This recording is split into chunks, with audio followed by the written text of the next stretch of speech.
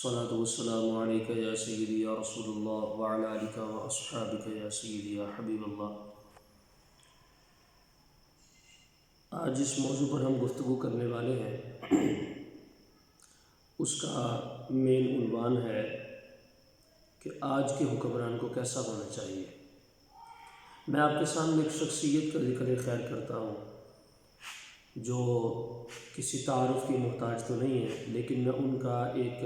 جو بنیادی تعارف ہے وہ میں آپ کے سامنے پیش کرنا چاہتا ہوں تاکہ ہمارا یہ کانسیپٹ کلیئر ہو سکے کہ آج کے حکمران کو کیسا ہونا چاہیے، خاص طور پہ اسلامی ملک کے جو حکمران ہیں ان کو کس کی سیرت کو اپنانا چاہیے۔ نبی کریم علیہ السلام کے صحابہ کرام علیہم الرضوان، ان کی زندگی حضور علیہ السلام کی طرح کامل نمونہ ہے۔ اگر ہم ان کی زندگی کے کسی پہلو کے اوپر بھی عمل کرتے ہیں تو الحمدللہ اللہ کے فضل و کرم سے حضور علیہ السلام کی نسبت کے صدقے سے اللہ تعالی ہمارا بیڑا پار فرمائے گا۔ لیکن میں ان کے بھی زمانے سے آگے کی بات کرتا ہوں۔ میرا جو مقصد ہے اور نقطہ نظر ہے گفتگو کرنے کا وہ یہی ہے کہ آج ہمیں اپنی زندگی کو سنوارنا چاہیے، جس طرح کہ میرے پیارے آقا علیہ السلام کی حدیث پاک ہے، حضور علیہ السلام جان کائنات نے ارشاد فرمایا کلکم راع و کلکم مسئول عن رعیتہ، کہ تم میں سے ہر ایک بندہ سربراہ ہے اور اس کو کسی نہ کسی منصب کا مالک بنایا گیا ہے، اور کل قیامت کے دن اس سے اس منصب کی بابت سوال پوچھے جائیں گے اور اسے پھر اس کا جواب دینا پڑے گا۔ تو اس اعتبار سے ہمیں اپنی زندگی کے اندر ان نفوس قدسیہ کو جو ہے وہ مین ہدف رکھنا چاہیے کہ ہم ان کے طریقہ کار کے اوپر چلیں گے تو ہم کامیاب ہو سکتے ہیں۔ میری مراد بنو امیہ قبیلے کے بنو امیہ کی خاندان اور ان کی خلافت کے 8ویں خلیفہ حضرت سیدنا عمر بن عبدالعزیز رضی اللہ تعالیٰ عنہ ہیں، اور آپ کو عمر ثانی بھی کہا جاتا ہے۔ ابو حفص آپ کی کنیت ہے۔ 61 ہجری میں آپ نے مدینہ شریف کے اندر آنکھ کھولی، اور جس وقت آپ زندگی کے ایام کے اندر پروان چڑھ رہے تھے تو ان دنوں میں آپ کے والد محترم جو تھے وہ مصر کے اندر گورنر تھے۔ تو اس صورتحال کے اندر مال و دولت کی بھی بڑی فراوانی تھی، جاہ و جلال بھی تھا، اور پھر منصب بھی اپنے پاس تھا چونکہ آپ کے والد محترم جو تھے وہ مصر کے گورنر تھے۔ تو آپ ایک دن کے اندر کئی لباس جو ہے وہ تبدیل کیا کرتے تھے، اور جب ایک لباس پہن لیتے تھے تو دوبارہ کبھی زندگی میں اس کو پہننے کی ضرورت نہیں پڑتی تھی اور نہ ہی اس کی باری آتی تھی۔ اور اس کے ساتھ ساتھ خوشبو آپ کو بڑی پسند تھی، اور آپ خوشبو جو ہے وہ اس قدر استعمال کیا کرتے تھے، استعمال فرماتے تھے کہ جس گلی سے بھی گزر جاتے تھے اس گلی کی ہواؤں کے اندر جو ہے مہک رہتی تھی، اور آپ کی خوشبو کے جو ہے وہاں پر ہلے آتے تھے اور لوگ پہچان جاتے تھے کہ یہاں سے عمر بن عبدالعزیز گزر کے گئے ہیں۔ آپ کو عمر ثانی اس لیے کہا جاتا ہے، اس کی 2-3 وجوہات ہیں۔ پہلی وجہ یہ ہے کہ آپ نسلاً حضرت سیدنا امیر المومنین خلیفہ دوم جناب سیدنا عمر بن خطاب رضی اللہ تعالیٰ عنہ، جن کو ہم فاروق اعظم کے نام سے یاد کرتے ہیں اور جانتے ہیں، حضور علیہ السلام کے بڑے جلیل القدر صحابی ہیں، یہ آپ کی نسل پاک سے تھے۔ آپ کی حضرت عمر بن خطاب رضی اللہ عنہ کی جو پوتی تھی وہ ان کی والدہ محترمہ تھی، عاصم ان کا نام تھا، جو عاصم یہ ان کی کنیت تھی، اور لیلہ ان کا نام تھا، اور وہ نبی حضرت عمر بن خطاب رضی اللہ تعالیٰ عنہ کے بیٹے حضرت عاصم بن عمر رضی اللہ تعالیٰ عنہ کی وہ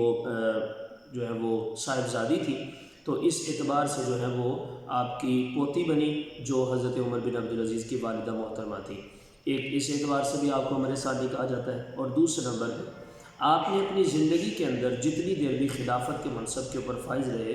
آپ نے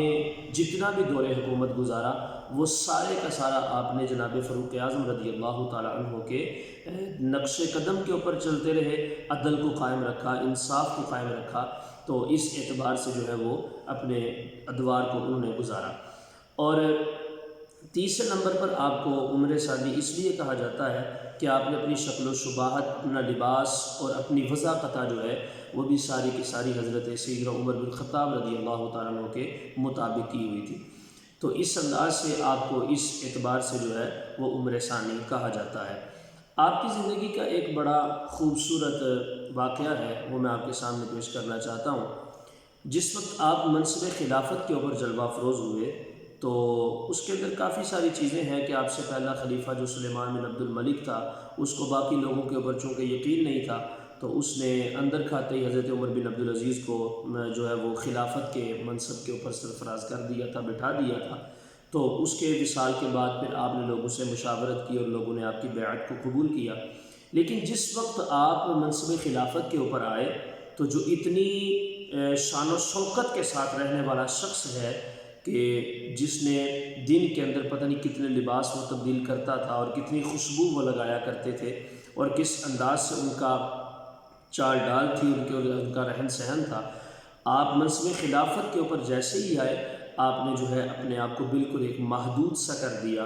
اور جو پہلی والی ان کی زندگی تھی اس کو فوراً تبدیل کر دیا۔ اب کوئی بھی شخص جو ہے وہ اس بات کو جو ہے وہ یقین کرنے کے اوپر قائل نہیں تھا اور یقین کرنے کا وہ قصد نہیں کر رہا تھا کہ عمر بن عبدالعزیز ایسی شخصیت ہو سکتے ہیں کہ جو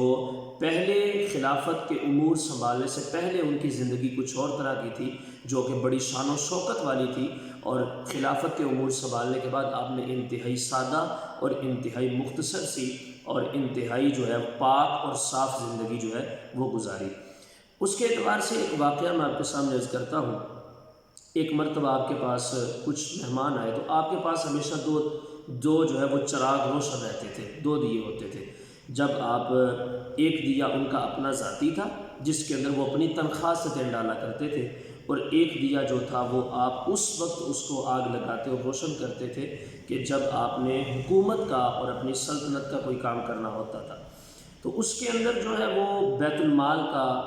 جو روپیہ تھا اس کا تیل جو ہے اس کے اندر ڈالا جاتا تھا۔ تو جب بھی آپ کے پاس کوئی باہر کا بندہ آتا اور آپ حکومت کا کام کر رہے ہوتے تھے، سلطنت کا کام کر رہے ہوتے، تو آپ اس دیے کو جیسے ہی آپ فارغ ہوتے یا اس کے اندر کوئی توقف فرماتے، اپنے کام کے اندر رکتے تھوڑا سا، تو آپ اس دیے کو بند کر دیتے، اس چراغ کو جو ہے وہ گل کر دیتے اور اپنے چراغ کو جو ہے وہ روشن رکھتے تھے۔ اور جیسے ہی وہ معاملہ ختم ہو جاتا تھا اور دوبارہ پھر حکومت کے معاملات کو دیکھنا پڑتا اور ان کے متعلق اگر کوئی کام کرنا پڑتا تھا تو آپ پھر اس دیے کو روشن فرماتے تھے۔ اس کے متعلق آپ سے سوال بھی پوچھا گیا، آپ کے خادم نے پوچھا کہ حضرت آپ ایسا کیوں کرتے ہیں؟ تو آپ نے فرمایا کہ میں ایسا اس لیے کرتا ہوں چونکہ اس کے اندر بیت المال کی رقم کا تیل چلتا ہے اور وہ میری رعایا کی امانت ہے، اور میں اپنی رعایا کی امانت کے اندر خیانت نہیں کرنا چاہتا۔ جو میری تنخواہ سے تیل جو ہے وہ اس کے اندر ڈالا جاتا ہے جس چراغ کے اندر، میں اس کو پرماننٹ جو ہے وہ 24 گھنٹوں کے لیے روشن رکھوں تو اس کے لیے مجھے کوئی حرج نہیں ہے، لیکن جو حکومت کا اور بیت المال کے پیسے سے جلنے والا جو چراغ ہے میں اس کو اسی کے کام کے لیے استعمال کروں گا، اپنے ذاتی کام کے لیے میں اس چراغ کو استعمال نہیں کروں گا۔ اسی انداز سے ایک اور واقعہ جو ہے وہ مجھے یاد آ گیا، میں آپ کے سامنے عرض کرتا ہوں کہ حضرت سیدنا عمر بن عبدالعزیز رضی اللہ تعالیٰ عنہ،